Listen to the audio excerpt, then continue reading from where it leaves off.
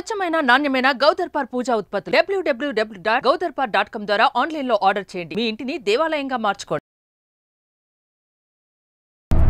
మీరు చెప్పిన అన్ని రీజన్స్ కరెక్టే, అన్నిట్లో పాయింట్ ఉంది. నేను ఇక్కడే పుట్టాను, ఇక్కడే పెరిగాను, వీళ్ళందరి మధ్యలో అల్లారు ముద్దుగా పెరిగాను. ఇప్పుడు అమెరికా లైఫ్ ఎలా ఉంటుందో నాకంటే తెలియకపోవచ్చు సార్, మీకు తెలిసే ఉంటుంది కదా. మెకానికల్ లైఫ్ నా వల్ల కాదు అది. అమ్మ జీవితం ఇది కాదు, అక్కడ ఉండాలి, భర్తతోటి ఉంటేనే జీవితం. కొన్ని మనం మార్చుకోవాలి, తప్పదు. ఒక గంట సేపు పిన్ని బాబాయిలతో మాట్లాడాలి, మా అమ్మమ్మతో ముచ్చటించాలి, అప్పుడప్పుడు ఏదైనా బర్త్డే అకేషన్స్ వచ్చినప్పుడు ఆశ్రమాలకు వెళ్ళాలి, సడన్ గా దైవభక్తి గుర్తొచ్చినప్పుడు తిరుపతి వెళ్ళాలి. ఇవన్నీ నేను అమెరికాలో చేయలేను.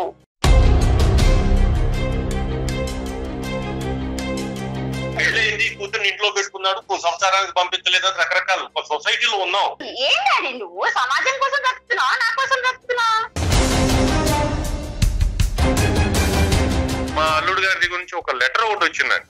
ఆ లెటర్ చూస్తే ఎలా ఉందంటే అదేదో ఒక విధంగా నాకు ఒక వార్నింగ్ లా నాకు అనిపించింది. కేవలం అమెరికా వెళ్ళిపోయాడు కాబట్టి అతను అక్కడ నేను ఇక్కడ అంటే కనుక రేపొద్దు నీ భర్త వచ్చి ఆ లెక్క నాకు కుదరదు, నువ్వు వద్దు అంటే ఏమంటావు అమ్మా వాణి? నాకు నమ్మకం ఉంది సార్, అనరు. వీళ్ళందరూ అనవసరంగా భయపడుతున్నారు.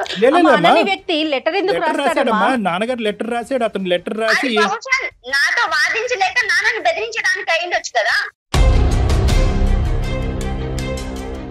అమ్మ ఎక్స్పైర్ అయిన తర్వాత నాన్నగారే మళ్ళీ పెళ్లి చేసుకోవచ్చు. ఆయన ఎందుకు చేసుకోలేదు? ఇప్పుడైతే నాకు అమెరికాలో జాబ్ ఉన్న భర్త వచ్చేసాడు అని బాధను వదిలిపెట్టి వెళ్ళలేను కదా.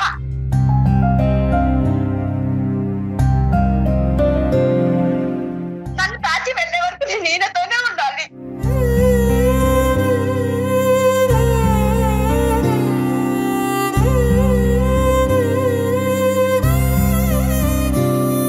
నమస్తే కళ్యాణ్ చక్రవర్తి గారు. కళ్యాణ్ గారు ఇండియన్ ఆర్మీలో వర్క్ చేసి రిటైర్ అయ్యారండి. ఆయన పేరు ప్రసాద్.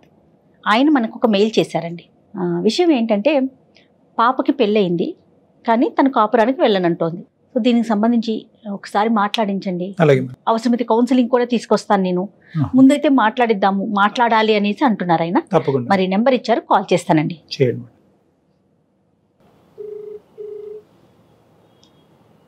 హలో ప్రసాద్ గారండి?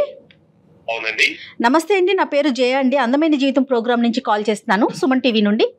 నమస్తే. నమస్తే మేడం. నమస్తే ప్రసాద్ గారు, మీ మెయిల్ చూశాను. నాతో పాటు డాక్టర్ కళ్యాణ్ చక్రవర్తి గారు కూడా ఉన్నారు. ఒకసారి మాట్లాడతారా? షూర్ అండి. యా. నమస్తే ప్రసాద్ గారు. నమస్తే అండి. ప్రసాద్ గారు, నాకు చాలా గౌరవం ఆర్మీ వాళ్ళంటే. అందులో మీరు కూడా ఎంతకాలం ఉన్నారు సార్ ఆర్మీలో? మీరు? Yes sir, I served 20 years sir. Sir. As a major Indian Army. అబ్బా. నేను ఆర్మీలో మేజర్ చేసి రిటైర్డ్ అయ్యాను సార్. చాలా సంతోషం సార్. మీ ప్రోగ్రామ్స్ అవి చూస్తూ ఉంటాను సార్. మీరు చక్కటి కౌన్సిలింగ్ ఇస్తున్నారు సార్. చిన్న సమస్య నా లెవెల్లో నేను ప్రయత్నం చేశాను. దాన్ని తీసుకొద్దాం, ఏమన్నా దానికి పరిష్కారం దొరుకుతుందేమో అని చెప్పినట్టు చిన్న ఆశతో మెయిల్ పంపించాను సార్ మీకు. చెప్పండి సార్. ఏం లేదు సార్, ఒక్కగాను ఒక అమ్మాయి అండి, ఎంతో గారాభంగా పెంచుకున్నాం, చక్కటి చదువులు చదివించాం, ఉన్నతమైనటువంటి విలువలతోటి. స్వతహాగా నేను బేసిక్ ఆర్మీలో ఉన్నాను కాబట్టి దేశం అంటే భక్తి, ఇతరులను ప్రేమించటం, పెద్దవాళ్ళని గౌరవించటం, ఇలాంటివన్నీ స్వతహాగా యూనిఫామ్ డ్యూటీలో ఉన్నాం కాబట్టి మా పిల్లలు కూడా అదే దీనిలో మేము పెంచామండి. సంతోషం అండి, సంతోషం. అన్ని బాగానే ఉన్నాయి, కాకపోతే ఒక చిన్న సమస్య ఒకటి వచ్చిందండి సార్. చక్కటి మా అమ్మాయి ఒక పద్ధతి అన్ని తనకంటూ ఒక ప్రిన్సిపల్ దీనిలో పెరిగినటువంటి అమ్మాయి, చక్కగా ఉంటుంది, మంచి హైలీ క్వాలిఫైడ్, మంచి మంచి సంబంధాలు వచ్చినాయండి. కానీ వచ్చిన సంబంధాలన్నీ కూడా అబ్రాడ్ సంబంధాలు. అబ్రాడ్ లో సెటిల్ అయినటువంటి వాళ్ళు లేదా అబ్రాడ్ లో సెటిల్ కావాలి అనుకున్నటువంటి వాళ్ళు, వాళ్ళ సంబంధాలు వచ్చినాయి. అంటే ప్రసాద్ గారు, ఇవాళ రేపు అబ్రాడ్ వెళ్లే సంఖ్య కూడా పెరిగిపోతా ఉంది కదండి. అన్ని కమ్యూనిటీస్ లో ప్రతి ఒక్కరు, ప్రతి ఫ్యామిలీ నుంచి ఒకరు ఇద్దరు అన్నట్లుగా మనం చూస్తానే ఉన్నాం ప్రెసెంట్ అయితే. మీరు చెప్పింది 100% కరెక్ట్ మేడం. కాకపోతే ఏంటంటే తను ముందు నుంచి ఈ దేశం వదిలిపెట్టి వెళ్ళను, మీతోటే ఉంటాను, ఎక్సలెంట్ అండి, అన్నటువంటి తనకు అంత విపరీతమైనటువంటి పిచ్చండి. అంటే నా దేశం, నా వాళ్ళు, నా చుట్టూ ఉన్నటువంటి మనుషులు, నేను ఇక్కడే ఉండాలి, వీళ్ళ మధ్యలోనే పెరగాలి, వీళ్ళతోటే ఉండాలి.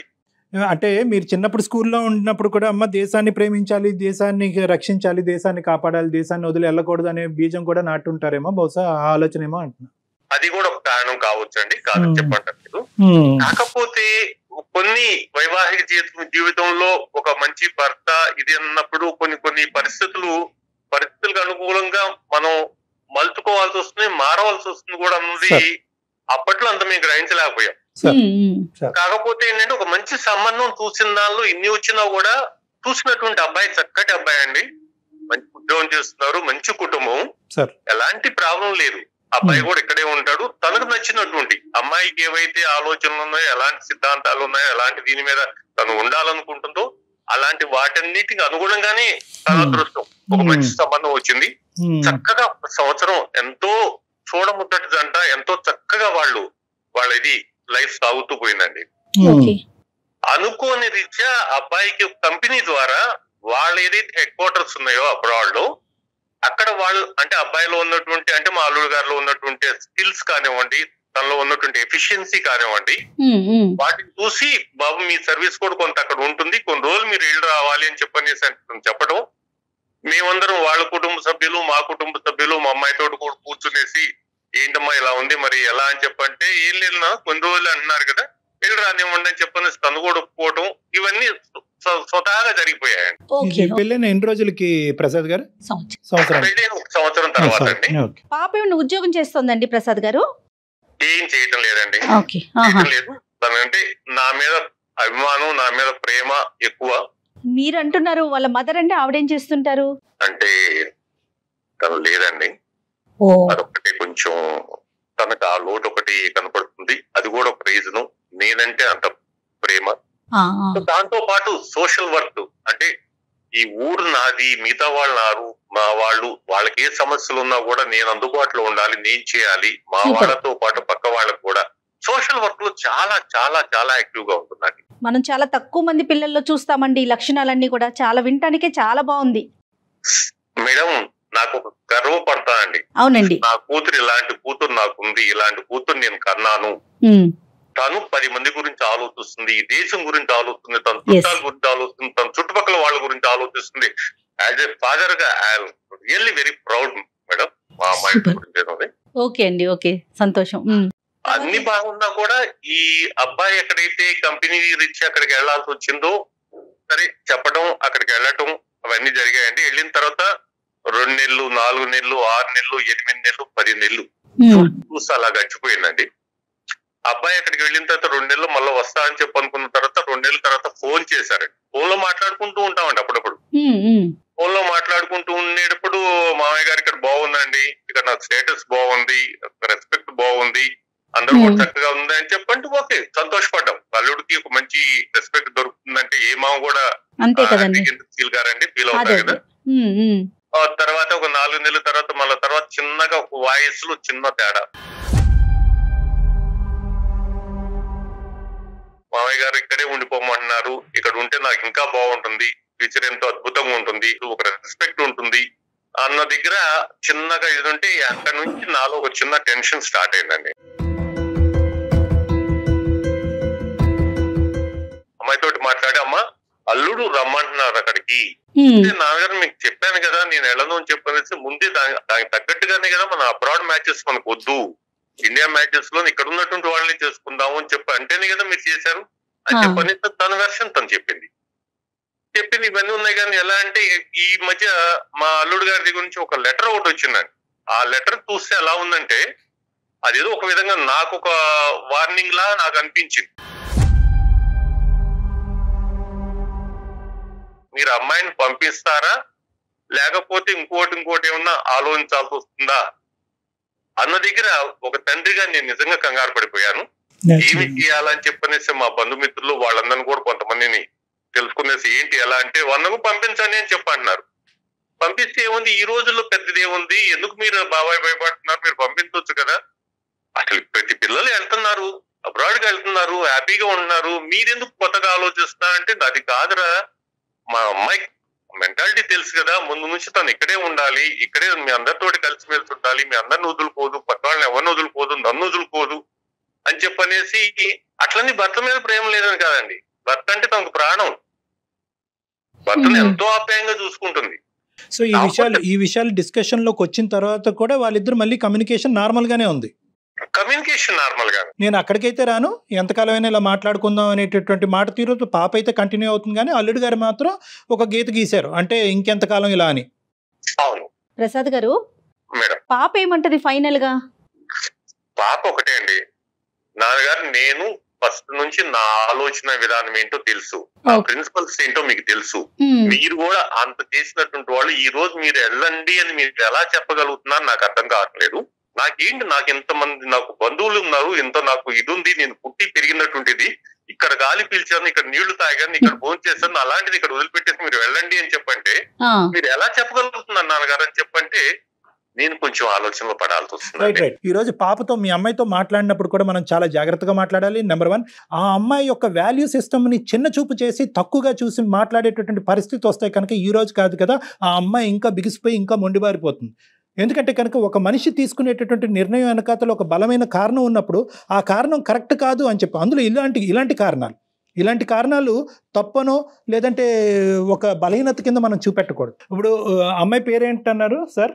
శ్రీవాణి అండి. శ్రీవాణి ఇవ్వగలరా? లేదంటే ఒకసారి ఇస్తారండి తనకి? లేదంటే పక్కలో ఉంది. ఎక్కడుందండి? వాణి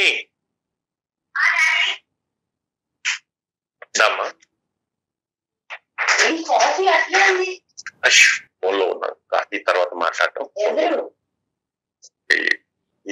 అంటే మనకు ఉన్నటువంటి ఏదైతే చిన్న సమస్య ఉందో ఆ సమస్య గురించి నేను డాక్టర్ గారికి మెయిల్ చేశాను, తను మాట్లాడుతున్నారు.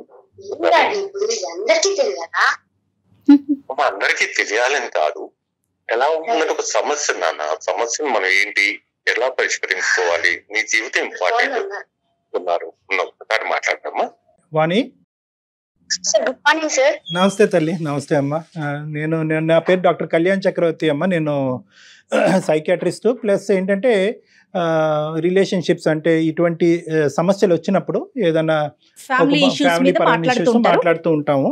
ఇదేది నిన్ను పబ్లిక్ చేయాలనే ఉద్దేశం ఏమీ కాదు, లేదంటే ఇది పబ్లిక్ లో ఉంటేనే ఇష్యూ తేలుతుంది అనే ఉద్దేశం కాదు. కానీ ఈ వేదిక నాన్నగారు ఎంచుకున్నారు కాబట్టి దానికి న్యాయం చేయాలనే ఉద్దేశంతో నిన్ను పిలవమని చెప్పాము. నాతో పాటు అలా ఏం లేదు సార్, అంటే మా మధ్య డిస్కషన్ ఇలాగా రీచ్ చేశారని. అట్లా ఏం కాదమ్మా, అంటే ఒక నిర్ణయం తీసుకోలేక మా దాకా తీసుకొచ్చారు అని. నాన్నగారు చెప్పేది ఏంటంటేనమ్మా, ఇప్పుడు చాలా ఇబ్బందికరమైన పరిస్థితి, అటువైపు బలవంతంగా నీ పెళ్లి ఇంపార్టెంట్ కాబట్టి నువ్వు ఆ దేశం దాటి ఈ దేశం దాటి అక్కడికి వెళ్ళు అని చెప్పలేనటువంటి పరిస్థితి. అట్ ద సేమ్ టైం ఏంటంటే నీ విలువలకి వ్యతిరేకంగా, ఎందుకంటే నువ్వు సామాజిక అంశాల గురించి నాన్నగారు చెప్పారు. చాలా ఈ రోజుల్లో చాలా అరుదుగా చాలా రేర్గా చూసేటటువంటి ఒక సన్నివేశాన్ని నీ గురించి మాకు చెప్పడం జరిగింది నాన్నగారు. అంటే ఒక విలువలతో కూడినటువంటి ఒక ఆడపిల్ల, ఇంకో డిస్ట్రాక్షన్ లేనటువంటి ఒక ఆడపిల్ల ఈరోజు కేవలం దేశం గురించి అవనియండి, లేదంటే ప్రాంతం గురించి అవనియండి, లేదంటే కుటుంబ సభ్యుల గురించి అవనియండి, ఈ దేశాన్ని నమ్ముకుని ఇక్కడే పుట్టాను ఇక్కడే చచ్చిపోతాను అని నీ వయసులో అమ్మాయిలు చాలా అరుదుగా మాట్లాడుతూ ఉంటారమ్మా. ఎందుకంటే అవకాశం వస్తే వీసా ఎంత ఈజీగా వస్తుంది అనేటటువంటి ప్రపంచంలో మనం ఉన్నాం. దేశం దాటాలి అంటే కనుక పెళ్ళే చేసుకోవాలి. ఆ పెళ్ళి ఎలాంటిది, ఎవరు ఎక్కడి నుంచి వచ్చారో అనేది అనవసరం. మనకు వీసా స్టాంపింగ్ పడిపోతుంది ఈ మనిషిని పెళ్లి చేసుకుంటే, వెంటనే విమానం ఎక్కేయచ్చు, దేశం మారిపోవచ్చు అనేటటువంటి అమ్మాయిల మధ్యన నువ్వు పుట్టడం, నీలాంటి వ్యక్తిత్వం మేము మాట్లాడటం అన్నది కూడా అదృష్టం అమ్మా. నీ ఉద్దేశం ఏంటమ్మా, ఈ పరిస్థితుల్లో నీ ఆలోచన ఏంటో ఒకసారి చెప్పు. నాకైతే ఇది ఒక ప్రాబ్లం అనిపించట్లేదు సార్, ఎందుకంటే నేను ఆల్రెడీ చెప్పేశాను. మేము విడిపోలేదు, ఊరికే అక్కడ ఉన్నారు తను. మా ఇద్దరి మధ్య అండర్స్టాండింగ్ బానే ఉంది. కాకపోతే నా ప్రాబ్లం ఏంటంటే నేను ఇక్కడే పుట్టాను ఇక్కడే పెరిగాను, అమ్మమ్మలు పిన్ని బాబాయిలు వీళ్ళందరూ నేను లేకుండా ఉండలేరు. అఫ్ కోర్స్ వీళ్ళు నన్ను పంపాలని చూస్తున్నారు కానీ నేను లేకుండా వీళ్ళు ఉండలేరు. ఇది ఎలా చేస్తున్నావు డాడీ నువ్వు అంటే, అసలు ఏదో మా మధ్య ప్రాబ్లం ఉన్నట్టు చెప్తావా ఏంటి? అలా కదమ్మా, వాళ్ళు చూస్తూ ఉండలేరు ఉండలేకపోవచ్చు వాళ్ళు కాదు. ఇప్పుడు నువ్వేంటి నీ జీవితం నీతో ఉన్నాను కదా, తను వస్తారు కదా. నాతో ఉండటం జీవితం కాదు కదా తల్లి. ఇప్పుడు నీకు భర్త ఉన్నాడు, నువ్వు అక్కడికి వెళ్ళాలి, నువ్వు సంతోషంగా ఉంటేనే కదా మేమందరం సంతోషంగా ఉండేది. నేను సంతోషంగానే ఉన్నాను. ఎలా ఎక్కడున్నావు సంతోషంగా? భర్తతో లేకుండా ఉండేటువంటి జీవితం సంతోషంగా ఉంటుందా? అరే అలా అని మిమ్మల్ని అందరిని వదిలిపెట్టిపోయి నేను సంతోషంగా ఉంటానా? మేము ఒక్కళ్ళది కాదురా. అమెరికా అంటే ఏమనుకుంటున్నావా నువ్వు? పక్కనే ఉందనుకున్నావా? అమెరికా అంటే నీకు ఇష్టం లేదు, వెళ్ళటం ఇష్టం లేదు, నువ్వు చెప్పావు తల్లి, మాకంతా తెలుసు. కానీ ఇప్పుడు ఉద్యోగ రీత్యా అబ్బాయి అక్కడికి వెళ్లాల్సి వచ్చింది. చక్కటి అబ్బాయి, నీకు తెలుసు, నువ్వు ఇష్టపడి చేసుకున్నావు, ఎంతో చక్కగా పెళ్లి చేసావు. నువ్వు ఇష్టపడినటువంటి సంబంధమే కదా, బలవంతంగా చేసింది కాదు కదా. సార్ నేను ఆల్రెడీ చెప్పాను సార్ డాడీకి, నేను పెళ్లి ఇష్యూ వచ్చినప్పుడే నేను మీతో ఎలా అయితే గడుపుతానో అలా మీలో ఒకరిగా ఉండే వాళ్ళే కావాలని పర్టికులర్ గా చెప్పాను. అదే జరిగింది. అమ్మా వాణి, ఒక్క నిమిషం, ఇక్కడ ఒక చిన్న తప్పిదం జరిగిందమ్మా. ఎప్పుడు కూడా బహుశా మీ కుటుంబంకి సంబంధించినటువంటి అంశమే కాదు, ఇలాంటి బేసిస్ మీద పెళ్లిళ్ళు చేసేటటువంటి అందరి తల్లిదండ్రులకి నేను చెప్పేది ఏంటంటే, ఈ మూవబుల్ అండ్ ఫ్లెక్సిబుల్ అనేటటువంటి ఈ కండిషన్స్ మీద బేస్ అయ్యి పెళ్లిళ్ళు చేయొద్దు. అంటే ఏంటంటే కంపల్సరీగా మా అబ్బాయి అమెరికా వెళ్తాడు అనే ఉద్దేశంతో పెళ్లి చేసినా తప్పే, ఎక్కడికి వెళ్ళడు ఇక్కడే నాటుకుపోతాడు అనేటటువంటి ఉద్దేశంతో చేసిన. ఎందుకంటే పరిస్థితులు బట్టి ఆలోచనలు, అభిప్రాయాలు, అవకాశాలు బట్టి, ఆపర్చునిటీస్ బట్టి మారుతూ ఉంటాయి. ఈ విషయంలో కూడా జరిగింది. కాబట్టి నాకు కావాల్సింది ఏంటంటే వాణి, నువ్వేమన్నా ఇక్కడ ఇన్సల్ట్గా ఫీల్ అవుతున్నావా? అంటే చెప్పింది ఒకటి, జరిగింది ఒకటి, చేసింది ఒకటి అనే ఉద్దేశంతో నువ్వేమైనా ఇన్సల్ట్ ఫీల్ అవుతున్నావా? లేదా ఈ వాతావరణాన్ని నేను జీర్ణించుకున్నాను, ఈ వాతావరణాన్ని నాలో ప్రతి భాగంలోనూ నా శరీరంలో ఉంది కాబట్టి ఈ వాతావరణంలో పుట్టాను, ఈ వాతావరణంలో చనిపోవాలనేటటువంటి ఉద్దేశమా? లేదంటే ఏకాకిగా ఉన్నటువంటి నాన్ని విడిచి వెళ్ళలేకపోవటమా? బంధుప్రీతి అనేటటువంటి తెగదెంపులు చేసుకుని వెళ్ళలేకపోవటమా? ఏంటి నీ ఉద్దేశం? లేదంటే అమెరికా అనేటటువంటిది చాలా ఎన్నో సముద్రాలు దాటి ఉంది కాబట్టి అది నాకు సంబంధించినటువంటిది కాదు, ఆ ప్రాంతంలోనే, ఆ పాశ్చాత్య దేశంలో నేను ఉండలేననే ఉద్దేశమా? ఈ 4 అంశాల్లో ఏంటి, ఏ ఉద్దేశం వల్ల నువ్వు కాదు అని అనుకుంటున్నావు, అంటే వెళ్ళను అంటున్నావు? చెప్పిన అన్ని రీజన్స్ కరెక్టే, అన్నిట్లో పాయింట్ ఉంది. నేను ఇక్కడే పుట్టాను, ఇక్కడే పెరిగాను, వీళ్ళందరి మధ్యలో అల్లారు ముద్దుగా పెరిగాను. ఇప్పుడు అమెరికా లైఫ్ ఎలా ఉంటుందో నాన్నకంటే తెలియకపోవచ్చు సార్, మీకు తెలిసే ఉంటుంది కదా, మెకానికల్ లైఫ్. నా వల్ల కాదు అది.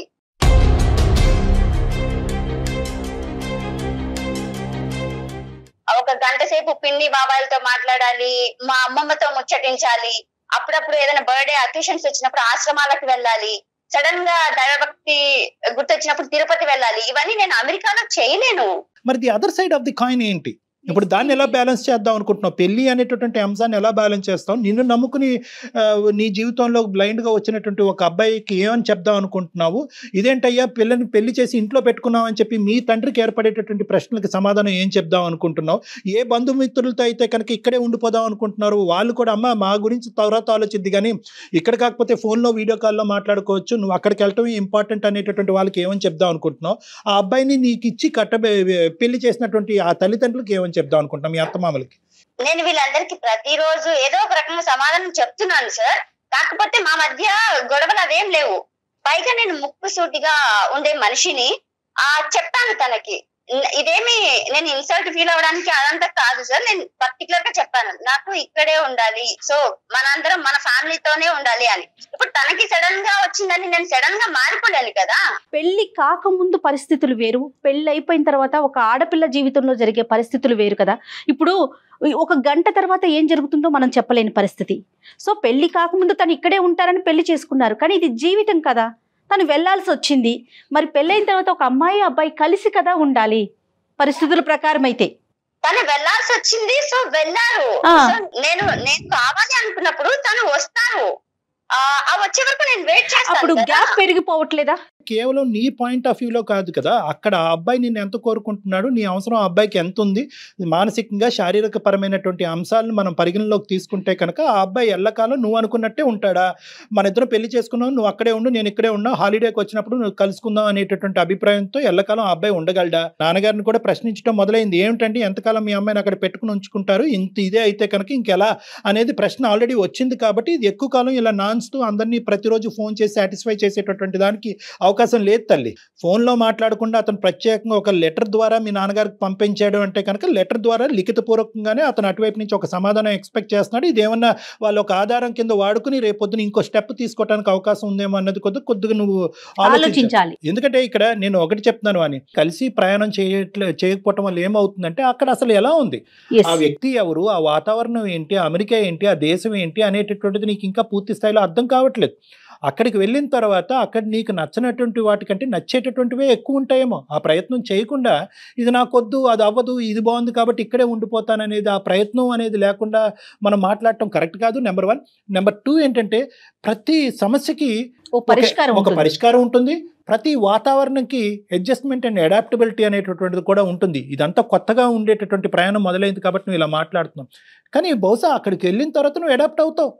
అతను మీ ఇద్దరి మధ్యన బాండింగ్ పెరుగుతుంది. బహుశా ఇక్కడ లేవు అని అనుకున్నాను, ఇక్కడ కూడా ఉన్నాయి, ఇక్కడ ఏవో ఉండకూడదు అని ఉన్నాయి అని అనుకున్నాను, కానీ ఇక్కడ అవి లేవు అనేటటువంటి ఒక ఫ్లెక్సిబిలిటీ నీలో కూడా వచ్చేదానికి అవకాశం ఉంది. లేదు సార్, మీరు అన్నట్టు మా మధ్య బాండింగ్ బాగా పెరగచ్చు. అక్కడ పరిస్థితి ఎలా ఉంటుందంటే తన పని తనకి చేసుకోవడానికి టైం సరిపోదు. ఇంకా నాతో నేను ఇక్కడన్నా ఫోన్ లో అన్నా మాట్లాడుకుంటున్నాం ఐ లవ్ యూ అని, అక్కడికి వెళ్తే కనీసం నా ఫేస్ చూసి కూడా ఐ లవ్ యూ చెప్పేది టైం ఉండదు. సో అక్కడ తను ఏ తప్పు చేయడానికి నమ్మకం నాకుంది. ఇక్కడ నేను నాన్న సంరక్షణలో సేఫ్ గా ఏంటి నాన్న సంరక్షణ? ఇప్పుడు ఈ రోజు నువ్వు చేసే దాంతో నాన్న తలెత్తుకొని తిరగలుగుతున్నారా?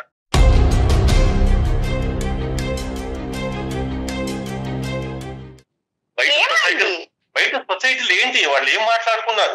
పెళ్ళయింది, కూతుర్ని ఇంట్లో పెట్టుకున్నాడు, సంసారానికి పంపించలేదని రకరకాలు సొసైటీలో ఉన్నాం. సొసైటీలో వాళ్ళు ఏం మాట్లాడుతున్నారు ఆలోచించొద్దా? మీరు చుట్టాలు బంధువులు ఇదేం చెప్పన్నారు. వీళ్ళు కాదు, మేము తలకాయకొని తిరగాల. మేము తలకాయకొని తిరగాలంటే నువ్వు భర్తతోటి ఉంటేనే మేము కొంచెం విలువగా సొసైటీలో మాకు ఒక మర్యాద ఉంటుంది, మాకు ఒక గౌరవం ఉంటుంది, మమ్మల్ని రెస్పెక్ట్. పెళ్లి అనేది డెఫినేషన్ అది కదా. నువ్వు ఆ డెఫినేషన్ పక్కన పెట్టేసి ఈ రోజు కేవలం అమెరికా వెళ్ళిపోయాడు కాబట్టి అతను అక్కడ నేను ఇక్కడ అంటే కనుక రేపొద్దు నీ భర్త వచ్చి ఆ లెక్క నాకు కుదరదు, నువ్వు వద్దు అంటే ఏమంటావమ్మా వాణి?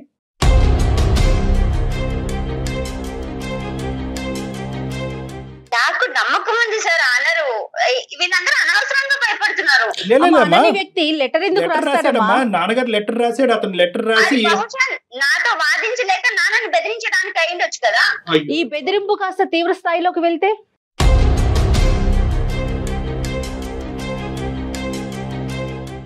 తను ఒక జాబ్ వచ్చి 2 months లో వస్తానని వెళ్ళిపోయి అక్కడికి వెళ్ళిన తర్వాత నాకు ఇక్కడ బాగుంది, నేను ఇక్కడ కంఫర్ట్ గా ఫీల్ అయిపోతున్నాను అంటే నేను సడన్ గా నువ్వు వచ్చే ఇక్కడ కంఫర్ట్ ఉంది అని నువ్వు చెప్తే ఎలాగా? నాకు అనిపించాలి కదా నాకు ఇక్కడ కంఫర్ట్ ఉంది.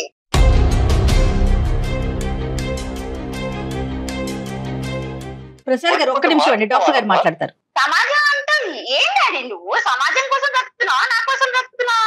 సమాజం ఉన్నాము, సమాజం గురించి కూడా బతకాలి. బయటికి వెళ్ళినప్పుడు నలుగురు సమాజంలో ఉన్నాం కాబట్టి మనకు ఒక గౌరవం ఉంటుంది. నువ్వు చేసిన దాని పనితో నేను తలకా ఇచ్చుకోలేకపోతున్నాను. ఎందుకు? కొంచెం ఆలోచించురా. నేనేమన్నా వదిలిపెట్టొచ్చా? పెంచి ఉంటారమ్మా, చాలా ఎక్కువ సింగిల్ పేరెంట్ కదా. ఎందుకంటే బయట ఉన్నాం మనం. డాడీ నేను ఒకటి అడుగుతాను, మన ఇల్లు ఉంది, ఈ ఇంటిని సడన్ గా ఖాళీ చేసి వెళ్ళిపోమంటే వెళ్ళిపోతావా నువ్వు? బాధే, కానీ కొన్ని పరిస్థితుల దృష్ట్యా తప్పదు తల్లి. కొంచెం ఎందుకు అంత బలవంతం? మా గురించి కూడా ఆలోచించరా, పెద్దవాళ్ళం అయిపోయి. నీ గురించి ఆలోచించాను కాబట్టి నేను వెళ్ళట్లేదు. ఇల్లు ఖాళీ చేయటం, మనుషుల దగ్గర అవటం, ఈ రెండు చాలా డిఫరెంట్ అమ్మా. ఇల్లు ఖాళీ చేయడం అనేది ఇది పరిస్థితులు బట్టి. ఇక్కడ ఇది ఒక పెళ్లి, నువ్వు ప్రధానమైనటువంటి కాన్సెప్ట్ నీకు అర్థం కావట్లేదు ఏంటంటే ఇది ఒక పెళ్లి అనేటటువంటిది ఎప్పుడైతే మనం ఒక తీసుకుంటామో ఆటోమేటిక్గా ఇది మనసులకు సంబంధించినటువంటి 2 కుటుంబాలకు సంబంధించినటువంటి ఒక అంశం కాబట్టి 2 కుటుంబాలకి ప్లస్ నీ వాల్యూ సిస్టమ్స్కి బ్యాలెన్స్ అయ్యేటటువంటి ఒక నిర్ణయం తీసుకోవాల్సినటువంటి అవసరం ఉంది. ఇది ప్రతిసారి రబ్బర్ బ్యాండ్ సాగదీసే కొద్దీ సాగదం ఎక్కడో చాట తెగుతుంది. ఈ తెగేటటువంటి పరిస్థితి రాలేదు కాబట్టి నువ్వు ఇంత ధైర్యంగా మాట్లాడుతున్నావు ఈ రోజు. సార్ జాబ్స్ అనేవి ఇండియాలో కూడా లేకపోలేదు సార్. మరి నిజంగా నన్ను అంత మిస్ అవుతుంటే మీరు కూడా వెళ్ళొచ్చు కదా, 1 సంవత్సరం పాటు వెళ్ళి ఉండండి, చూడండి. ఇక్కడ ఏంటంటే మోసం జరిగింది, చెప్పింది ఒకటి చేసింది అనే కాన్సెప్ట్ నువ్వు తీయకపోతే కనుక మనం నెక్స్ట్ అడుగు వేయలేం. ఎందుకంటే కనుక ఇక్కడ ఇది పరిస్థితులు బట్టి అవకాశాలు వస్తున్నాయమ్మా. అతనికి ఒక మంచి అవకాశం వచ్చింది. ఈరోజు నీకే అమెరికాలో ఒక మంచి సామాజిక పరంగా ఒక సేవ చేయడానికి ఒక అద్భుతమైనటువంటి అవకాశం వస్తే కనుక ఎంతోమంది జీవితాలు కాపాడేటటువంటి ఒక ఎన్జిఓ వర్క్, ఒక సోషల్ వర్క్, నీకు నచ్చినటువంటి వర్క్ వస్తే కనుక ఖచ్చితంగా నువ్వు కూడా వెళ్తావు అన్నది నా అభిప్రాయం. ఎందుకంటే అవకాశం బట్టి పరిస్థితులు మారుతాయి, అది కూడా నువ్వు అర్థం చేసుకోవాలి. లేదు సార్, ఫర్ ఎగ్జాంపుల్ ఇప్పుడు ఎక్కడికైనా వెళ్తుంటాం సార్, మనము నీతి వాక్యాలు చెప్తాం. అంతెందుకు ఆశ్రమానికి వెళ్ళినప్పుడు మీరు పెద్దయ్యాక ఇలా చూసుకోవాలి, పేరెంట్స్ ని అలా చూసుకోవాలి, మన అన్న వాటిని వదిలి వెళ్ళకూడదని చెప్పి నేనే వెళ్తే రేపు వాళ్ళు క్వశ్చన్ చేస్తే నేను ఏం చెప్పాలి సార్? ఇన్ని బలమైన కారణాలు చెప్తున్నారు కదా, ఇవి కాకుండా ఇంకా ఏమన్నా రీజన్స్ ఉన్నాయా? రీజన్స్ అంటే ఉంటాయి మేడం, అన్ని చెప్పలేం కదా. ఇప్పుడు కారణాలంటే చెప్పాలి కదమ్మా. ఇప్పుడు అందరూ ఏమనుకుంటున్నారు, ఏమీ లేదు ఆ అమ్మాయికి పెళ్ళే ఇష్టం లేదు, లేదంటే దేశం మీద ప్రేమ కదా, అసలు పెళ్ళి అనేటటువంటి సబ్జెక్ట్ లేదు, వాళ్ళ నాన్నగారు ఏదో మభ్యపెట్టి మాయ చేసి బలవంతంగా పెళ్లి చేశారనే కాన్సెప్ట్ కూడా వస్తుంది ఈరోజు రకరకాలు కదా. నువ్వు కారణాన్ని నువ్వు బలంగా చెప్పగలగాలి. ఏ కారణం? నేను ఇందాక 4 కారణాలు చెప్పాను, అది కానటువంటి కారణం ఇంకేమన్నా ఉందా, లేదంటే ఆ 4 ఒక బలమైన కారణం ఉందా? అదేం లేదు సార్, కాకపోతే నేను పర్టికులర్ గా మ్యారేజ్ ఇండియాలోనే కావాలనడానికి కారణము, నాకు అమ్మ లేరు.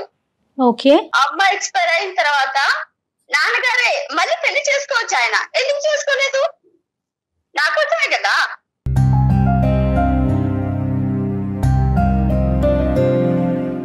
ఇప్పుడైతే నాకు అమెరికాలో జాబ్ ఉన్న భర్త వచ్చేసాడు అని బాధను వదిలిపెట్టి వెళ్ళలేను కదా. నాకు కొన్ని ఉన్నాయి ఇక్కడ. అసలు ఈయన నాకు చాలా వాటికి ఇన్స్పిరేషన్. ఒకవేళ నేను ఇప్పుడు ఇలా మొండిగా ఉన్నంటే అది కారణం మా డాడీదే.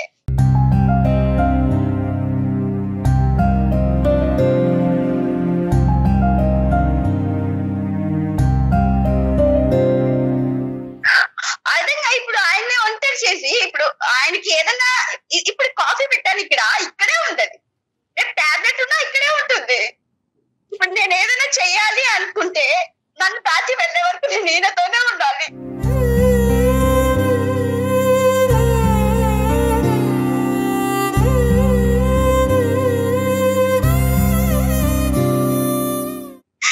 అది ఒక ముఖ్య కారణం. పైగా నాకు ఇక్కడ కొన్ని ఇన్స్టిట్యూట్స్ ఉన్నాయి, ఎంతో మంది అనాథలను చేసిపోతుంటే అది తప్పు అని చెప్పే ఇన్స్టిట్యూట్స్ ఉన్నాయి. ఇప్పుడు అది కాదని నేను వెళ్ళలేను కదా.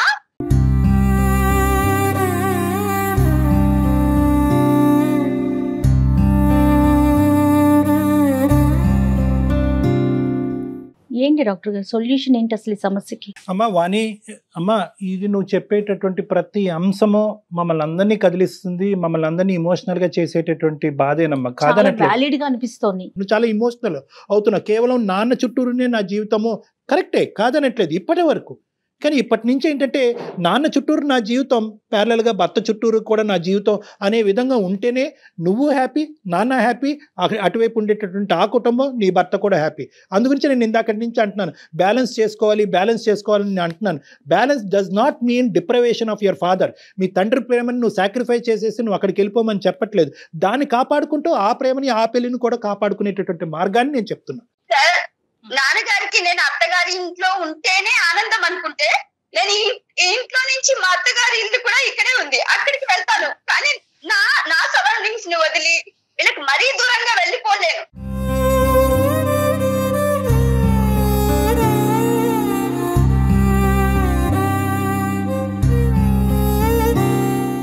అత్తగారి ఇంటికి వెళ్ళటం గురించి పెళ్లి చేసుకోలేదు, భర్త గారి ఇంటికి వెళ్ళటం గురించి భర్త దగ్గరికి కదా మనం వెళ్ళాల్సింది. భర్త అనే నేను కావాలనుకున్న భర్త నాతో ఉండాలి కదా. అక్కడేదో దానికి ఒక అవకాశం ఇవ్వు వాణి. వాణి కాదమ్మా వాణి మీ సైడ్ నుంచి ఆలోచిస్తున్నారు వాణి. ఇప్పుడు తనకు అక్కడ అవకాశం వచ్చింది, ఒక ఉద్యోగం చేసుకుంటున్నారు, మీరు వెళ్ళండి, ఒక 6 నెలలు 1 సంవత్సరం పాటు ఉండండి, తనకు కూడా ఒక సాటిస్ఫాక్షన్ ఉంటది కదా నా భార్య వచ్చిందని. ఇప్పుడు ఎలా అవుతుందంటే వాణి, ఇప్పుడు వరకు మీ ఇద్దరి మధ్యన ప్రయాణం చాలా సాఫీగా స్మూత్ గా నడిచింది. ఇప్పుడు ఏంటంటే టెస్టింగ్ టైం. ఇప్పుడు వరకు మీ ఇద్దరు ప్రేమను ప్రూవ్ చేసుకోవటం వేరు, ఇప్పుడు ఈ టెస్టింగ్ టైంలో మీ ప్రేమను ప్రూవ్ చేసుకోవటం. ఆ అబ్బాయి అక్కడ వెయిట్ చేస్తున్నాడు, లెటర్ రాశాడు, నేను ఉండలేకపోతున్నాడు అన్నది, వస్తుందా రాదా అని అంటున్నాడు, ఈ పెళ్లి ఫ్యూచర్ ఏంటి. సో ఇప్పుడు ఏంటంటే ఇప్పుడు నువ్వు ఇంకా ఇది కొద్దిగా కాస్త ఇంకొద్ది సాగదీస్తే కనుక, ఇప్పుడు వరకు మేము ఇంత ప్రేమ అభిమానాలతో ఉంటున్నాం అనేటటువంటి అంశం రేపొద్దున సనగిలుతుందేమో అన్నది నా అభిప్రాయం. సో ఏంటంటే ఇక్కడ ఎక్కువ టైం వేస్ట్ చేయడానికి లేదు. ఈ టైంలోనే నా తండ్రి మీద నాకు ఇంత ప్రేమ అభిమానం ఉన్నా కూడా, భర్త ఈ కుటుంబ వ్యవస్థ మీద లేదంటే పెళ్లి మీద నాకు ఇంత గౌరవం ఉంది కాబట్టి నేను మీ దగ్గరికి వచ్చాను అంటే కనుక అతనికి నీ మీద అతనిలో మార్పు రావచ్చు, అతనికి నీ మీద రిగార్డ్ పెరగవచ్చు. అరే తండ్రి మీద ఉండేటటువంటి ప్రేమను కూడా ఆ అమ్మాయి అక్కడ వదిలేసి నా దగ్గరికి వచ్చిందంటే రేపొద్దున తనకు అవసరమైనప్పుడల్లా తండ్రి దగ్గర పంపించవలసిన బాధ్యత నా మీద ఉంది అనే ఆలోచన అతనికి రావచ్చు. కేవలం ఒక పెళ్లిలో నేను ఇక్కడే ఉద్యోగం చేసుకుంటాననే ఒక అబ్బాయి ఇచ్చేటటువంటి ఒక మాట బట్టి నెక్స్ట్ 60-70 ఇయర్స్ వరకు నేను నా భర్తతో పాటే, భర్త ఎక్కడ ఉంటాడు తండ్రి కూడా ఉంటాడు, తండ్రి ఎక్కడ ఉంటే భర్త ఎక్కడ ఉంటాడు అని కన్ఫర్మేషన్ ఎలా తీసుకుంటాం మనం? అసలు తీసుకోలేని విషయం కదా. అలా ఎవరు ప్రామిస్ చేయకూడదు, ఆ కండిషన్స్ మీద మ్యారేజెస్ అసలు జరగకూడదు. కానీ వాణి ఇక్కడ ఒక్కటి నేను చెప్తానమ్మా, బహుశా ప్రసాద్ గారు ఉన్నారా మీరు లైన్ లో? ఉన్నాను సార్. ఇక్కడ మరీ విపరీతంగా వాణి యొక్క మనసును నొప్పించడం కూడా కరెక్ట్ కాదు. ఎందుకంటే ఈ రోజు కేవలం ఈ అమ్మాయి అక్కడికి వెళ్ళటం ఒకటే ఇంపార్టెంట్ కాదు, మనసు పూర్తిగా ఆ అబ్బాయితో పాటు కాపురం చేసి అక్కడ ఉండటం అనేది ఇంపార్టెంట్. ఇక్కడ ఈ రోజు మనం మభ్యపెట్టి మాయ చేసి బలవంతంగా కౌన్సిల్ చేసి అమ్మ నువ్వు అక్కడికి వెళ్ళాలి అంటే కనుక 10 రోజులు అక్కడ ఉంటుంది, 11వ రోజు ఇక్కడికి వచ్చేస్తుంది. మీ అల్లుడి గారిది పెద్ద మనసు అని 1-10 సార్లు మనం మాట్లాడుకున్నాం కాబట్టి ఈ రోజు మీరు అక్కడికి వెళ్ళి ఉండటం ఒక అవకాశం ఉంటే కనుక డిపెండెంట్ వీసా లాంటిది ఏమన్నా ట్రై చేసుకుని, ఈ రోజు అంటే ఈ రోజు కాదు, వాణి వెళ్ళినటువంటి కొన్ని రోజులకో కొన్ని నెలల వ్యవధికో వాళ్ళిద్దరూ అక్కడ అడ్జస్ట్ అయ్యి ఒక ట్యూనింగ్ అనేది వాళ్ళిద్దరి మధ్యన ఏర్పడిన తర్వాత ఒకప్పుడు మీకు అవకాశం ఉంటే కనుక వీసా పరంగా అది ఫీజిబుల్ అవుతే కనుక మీరు అక్కడికి వెళ్ళి ఉండటం, అక్కడ మీకు కొంతకాలం వాణి అడ్జస్ట్ అయ్యేంత వరకు ఉండటం, లేదంటే మీకు అక్కడ ఏదైనా అదృష్టం కొద్ది ఏదైనా ఉద్యోగ అవకాశం లేదంటే బిజినెస్ అవకాశం వస్తే కనుక అది కంటిన్యూ చేస్తే కనుక బహుశా అది ఒక వాణికి ఒక వెసులుబాటుగా ఉంటుందేమో, ఇది ఒక మధ్యస్థ ఒక డెసిషన్ మనం తీసుకొచ్చేమో అని నాకు అనిపించింది. నువ్వు పర్మనెంట్గా అక్కడే ఉండిపో అనట్లేదమ్మా, కొన్ని రోజులు ఉండు, అప్పుడు అతని మనసులో మార్పు రావచ్చు, లేదా నీకే మార్పు రావచ్చు. ఇక్కడ నువ్వు చేసుకున్నటువంటి పెట్టి పుట్టింది నీ అదృష్టం ఏంటంటే అన్ని విధాలుగా ఫ్లెక్స్, కేవలం అమెరికా రావాలి అనే ఒకే మాట తప్ప మిగతా అన్ని విషయాల్లోని నిన్ను అల్లారు ముద్దుగా నీ పుట్టిల్లు ఎలాగో అలాగే మెట్టిల్లు కూడా అలాగే ఉంది అని చూసుకునేటటువంటి ఒక కుటుంబం చాలా మంది ఆడపిల్లలకి ఈరోజు అరుదుగా దొరుకుతుంది. అది నీకు దొరకటం అదృష్టం, దాన్ని ఎక్కువగా పరీక్షించద్దు అని చెప్పి నేను నీకు చెప్తున్నాను. రైట్, అవును. అదే సార్ నేను చెప్పేది, అన్నిట్లో ఇంత ఫ్లెక్సిబిలిటీ ఉన్నది, ఇదొక్కటే ఇలా చేస్తున్నారు. కాకపోతే నాన్న అన్నారు ఏదో నన్ను పంపించడం కోసం అంటున్నారు, కానీ ఆయన రారు. లేదమ్మా, నాన్నగారితో నేను మాట్లాడతాను, మళ్ళీ ఇంకొక అవకాశం తీసుకువచ్చి నాన్నగారు నా క్లినిక్ ప్రత్యేకంగా నేను పిలిపించుకుని నాన్నగారితో నేను మాట్లాడతాను, నీతో కూడా నేను మాట్లాడతాను. అన్ని దారులు తెరుచుకునే ఉన్నాయి, అన్ని అవకాశాలు ఓపెన్ గానే ఉన్నాయి. నీ జీవితం ఇక్కడ ఎలా ఉందో నా అభిప్రాయం ప్రకారం అక్కడ కూడా అలాగే ఉంటుంది. It's only matter of few weeks or months. వీలైనంత తొందరగా అక్కడ ప్రయాణం అమ్మా, ఇది నా రిక్వెస్ట్. ఓకే సార్, ఆలోచిస్తాను. బట్ నాకు కూడా ఇక్కడ కొన్ని చూసుకోవాల్సినవి ఉన్నాయి. నాన్నగారు అన్నారు కదా తనకి వీసా గానీ వచ్చిన తర్వాత అని, అంతలోపు నేను కూడా ఈ కమిట్మెంట్స్ అన్ని ఎవరికైనా అప్పచెప్పి ఏ మాత్రం డిలే చేయకుండా ఎందుకు డాక్టర్ గారు ఇన్నిసార్లు చెప్తున్నారో ఒకసారి ఆలోచించండి వాణి. ఓకే అండి? Okay madam. Right, thank you so much Prasad గారు. ప్రసాద్ గారు nice talking to you sir, చాలా సంతోషం. కొంచెం వెయిట్ చేసి తీసుకురావా? ఓకే ప్రసాద్ గారు, థ్యాంక్ యూ అండి, thank you so much. Thank you very much sir. అవసరమైతే ఒకసారి పర్సనల్ గా కలిసే ప్రయత్నం చేయండి. రైట్ అండి? తప్పనిసరిగా అండి. రైట్ ప్రసాద్ గారు, thank you very much sir. Thank you, నమస్తే. రైట్ అండి, థ్యాంక్ యూ అండి, నమస్తే.